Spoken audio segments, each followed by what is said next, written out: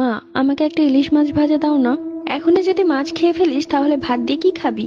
দাও না মা, ছোট দেখে একটা দাও। ঠিক আছে, এখানে বসেই খা। আর হ্যাঁ, মাছ ভাজা খাওয়া শেষ হলে অবশ্যই পানি খেয়ে নিস। আরে মা, তুমি তো আগের জামানাই আছো। তুমি কি ভাবো মাছ ভাজা খেয়ে পানি না খেলে কি ভূতে ধরবে আমাকে? মা রান্নার মনোযোগী দিতেই আমি ওই রুমে চলে গেলাম। আচার বিক্রেতা আমাদের বারান্দার কাছে এসে আচার বিক্রি করছে। অনেক ছেলে মেয়ে আচার কিনছে। হইচই শুনে তাড়াতাড়ি বারান্দায় চলে গেলাম। হাতে ইলিশ মাছ ভাজা। আচারওয়ালাকে বললাম আমাকে এক প্যাকেট তেঁতুলের আচার দিন। দৌড়ে গেলাম ব্যাগ থেকে টাকা আনার জন্য। ব্যাগ থেকে 10 টাকার নোট বের করে আবারও সেই আচার বিক্রেতার কাছে গেলাম। গিয়ে হাত বাড়িয়ে টাকা দিলাম এবং তেঁতুলের আচার নেওয়ার সময় মনে হলো কেউ আমার হাত শক্ত করে ধরে রেখেছে, কিন্তু অদৃশ্য। আমি কাউকে দেখতে পাচ্ছি না, কিন্তু মনে হচ্ছে আমার হাতটা যেন ভেঙেই যাবে, এত শক্ত করে ধরেছে। ভয়ে আমি চিৎকার করতে শুরু করলাম। অন্য হাত থেকে ইলিশ মাছ ভাজা পড়ে গেছে। আমার চিৎকার শুনে আচার বিক্রেতা এবং আরো মানুষ আমার দিকে তাকিয়ে আছে। আমি বারান্দার বাহির থেকে হাত ভেতরে ঢুকাতে পারছি না। আমার চিৎকার শুনে মা দৌড়ে এলেন। কি হয়েছে নাজিরা, এভাবে চিৎকার করছিস কেন?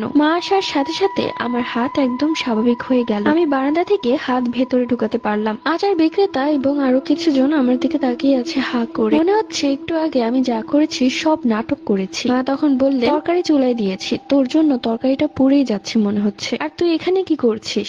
ইলিশ মাছ ভাজা নিচে পড়ে আছে কেন? ইয়া আল্লাহ, তোকে কতবার বলেছি মাছ ভাজা খেয়ে পানি খেয়ে তারপর কোথাও যেতে।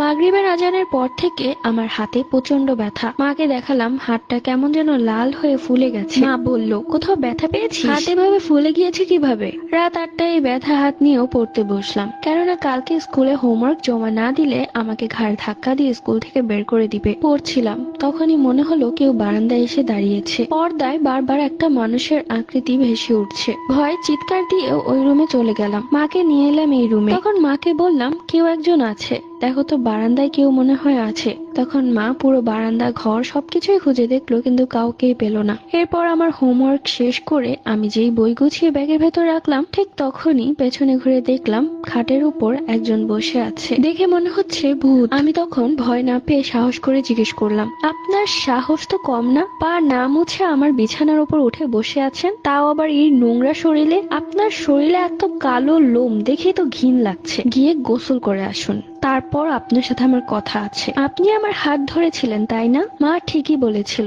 ইলিশ মাছ খেয়ে পানি না খেলে ভূতে ধরে, সেটারই প্রমাণ পেলাম। কিন্তু আপনি যে ভূত, আপনাকে দেখে আমার ভয় পাওয়ার কথা, কিন্তু আপনাকে দেখে আমার ঘৃণা হচ্ছে। আমার বিছানা থেকে এক্ষুনি নামুন। আপনার সাহস কি করে হলো এই নোংরা শরীরে আমার বিছানায় বসার? তখন ভূত বেচারা অসহায়ের দৃষ্টিতে আমার দিকে তাকিয়ে আছে। এই মেয়ে, তোর সাহস কি করে হলো আমার সাথে এভাবে কথা বলার? এক্ষুনি তোর ঘাড় মোটকে মেরে ফেলবো। পার্ট 2 লাগবে? কমেন্ট করে জানাও।